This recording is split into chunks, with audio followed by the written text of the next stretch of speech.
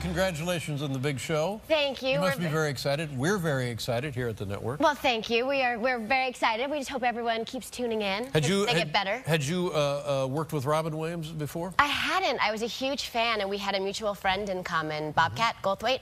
Yeah. And when I heard that Robin and David Kelly were doing the show, I started stalking.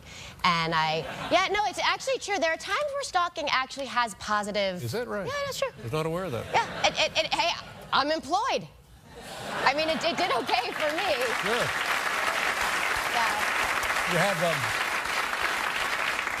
Yeah. You've been on this show when you were a tiny, tiny little kid. How old were you when you were first on this show? I think I was 5 or 6. 5 or 6 years old when show. Paul and I were doing a show like this. In fact, the same damn show at NBC. Right. Just this one's better. Right? Can it really? I mean... Can it get any better? Look at this. This is you. Do you remember what the circumstance of this was? It was a safety skit. And you know what the funny thing is? I'm actually thinking, could you order me one of those for my children? Because my son just celebrated his first birthday, and he has like a huge shiner from falling, like from learning to walk is what I tell you. No, it's true. And my daughter, oddly enough, on her first birthday also had a shiner. So I think that actually my family could probably use those. Here's something your family could not use. Take a look at who was hosting that night. Oh, my God. You know what I do remember, though? I do remember trying to walk out with it, and I kept hitting on all the sides. I was very nervous. I was very intimidated. Yes, as well you should have been with that lame piece on that lame show. But now... it got a laugh. You got is 2 daughters? I have a daughter and a son. A daughter and a son. Who's the older?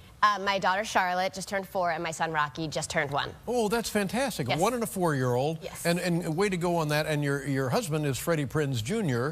And is he taking care of the kids? He is right now. In fact, I was just backstage, and her teacher had a question. He was like on it. I mean, does he know what he's doing? No, seriously. I mean,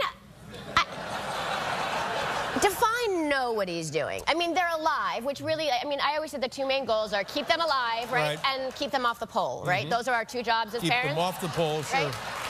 So, I mean, I think, in fact, last time I was here on your show, I was pregnant with Rocky, but I didn't know it. Is that right? And it was funny, too, because I remember I was actually just having massive flashbacks in your green room, like trying to change into my pants for dinner, and like they didn't fit. Like all the obvious signs were there. Not to mention I'd already had a child.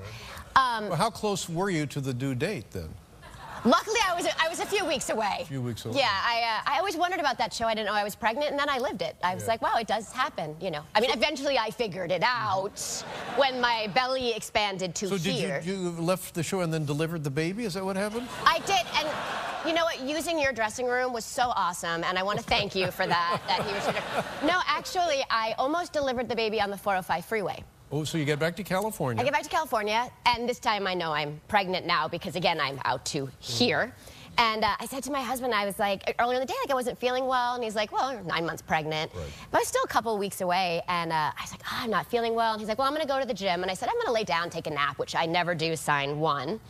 Then I was like, maybe I should just drive myself to the doctor. And Freddie came back. He was going to the gym. Had forgotten his bathing suit to swim. And he's like, I said, what are you doing? And he said, I'm here. Could you drive me to the doctor? I think I might be having this baby. And he's like, what? Are you serious?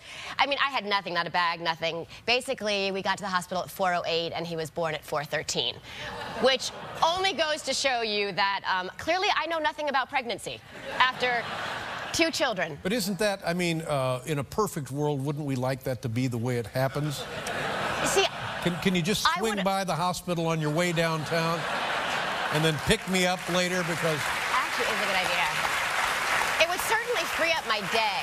Yeah. It would free up my day, but you know what you miss out on? Epidural. So, you know, it's... So you went in there alone, so to speak. Oh, I went at it alone. Yeah. Yeah, oh, I did. Yeah. I went at it quite alone that I think I yelled so loud I actually fractured my jaw. Oh, my God. True story. I had to have surgery afterwards. I did. Fractured your jaw from biting down. Yeah. Oh, yeah. for heaven's sakes. I felt so badly. I was like, oh, my God, there's going to be like some woman giving birth to their first child down the hall hearing this going, I'm not doing this. But it was quick. That's the way it goes. It was quick. It was worth it. And you have the brand new show, and you're moving. You have moved. You're going to move. What was that? Somebody moved? Well, no, yes, a few people. I'm sure a lot of people moved last week. Actually, yeah, in 1 week I had both kids' birthdays because they were born, also on the same day. So I probably left that. Yeah, no, that's not. They're at 19th and like they're 12 hours apart. No, they're not born on the same day. Well, different years. No. Yeah, I understand that. But you can pay somebody in the notary public's office, and they'll make it look like they were born on the same day. You know what? I would not do it that way again. It makes birthday party planning very difficult. Oh, no, I think it would be perfect. You just get it out of the way. It's one birthday, 2 kids, bang, zoom. Oh, yeah, you know, they won't regret me at all or have any anger issues to me at all when they get older if I do that. Yeah, but here's the other way. The way most people have their kids, not on the same day. Okay, so April 12th, it's Larry's birthday. Yay! And Larry's all excited. He gets a tractor. Yay, Larry! And his sister, Connie, well, where's my birthday?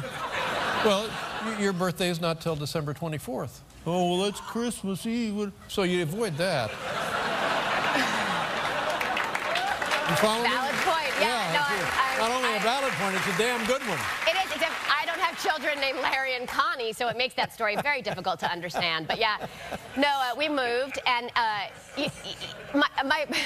my brain's a bit scattered. I don't know if anyone can tell. What? You lived in one neighborhood, a brand new neighborhood? Brand new neighborhood, brand new house, and my husband and I brought my daughter over to show her, figuring the 1-year-old would love it. Like, because he's running around the empty house, and I said, oh no, I left my phone in the car, so I'm just gonna go grab it because I wanted to take pictures. And so they gallivant off, and I go into the car, and then my phone's not in the car. Only what I didn't know, because new house, the garage door locks behind you. So now I'm trapped in the garage. Mind you, I have no shoes. And I'm yelling for them, and they're playing, God knows where, they don't hear me or are not listening. And so it's like, I know, I'll turn my car on, and it'll find my phone. And so, because you know, if it's near your phone, like Bluetooth, it's all past my knowledge. But no, wait a minute. Do you have a remote thing to start your car? Yeah. So I start the car, and it finds the phone. So I'm like, great, I'll call him and tell him that I'm trapped outside, only I have no service. What is it? Your car is KIP? What? Honest to God, what? And it talks to me. It does. It does talk to me. Really? The car says, "Don't worry, I got your phone. I'll swing right by. I gotta drop somebody off at the hospital." You have the wrong car. You have the wrong car. Believe me. So needless to say, this went on and on to me running into the backyard barefoot, yelling for them. Finally, I jumped our fence. So I found out that was doable. It's not anymore in case any other people are watching. It's been fixed since then. You hopped your fence. Proceeded to bloody up now my feet that are bare. Why aren't you wearing shoes? Because I was just going to get my phone out of the car from the kitchen that I'd left 2 feet away. I just didn't think all this was going to happen. This was seriously out of a movie. So I'm now bloodied. It's 25 minutes later. I'm exhausted. I'm sweating. It's really hot in LA. What percentage of the day do you wear shoes? Well, actually, if you'd seen me backstage, you would have noticed I was wearing the slippers from my hotel because I couldn't shove my big feet into these pretty shoes. So I don't wear shoes a lot. I mean, honestly. But when I walk outside here... slippers from the hotel. Did you know? I love those free slippers, yeah. I can leave them for you. I would love your slippers. I would leave them for you. Thank you. All right, relax, everybody. Anyway, the end of the story is they finally find me. My husband and daughter had totally forgotten that I was missing for 35 minutes when they finally found me, just given up outside, bloodied. This was a very long story that didn't really seem to go anywhere at this point. That's my fault. You're fine. No, my husband tells me I ramble. As long as Larry and Connie are healthy. It's The Crazy Ones, Thursdays, 9 p.m. here on CBS. Congratulations. Give my best to your husband. I will. We'll be right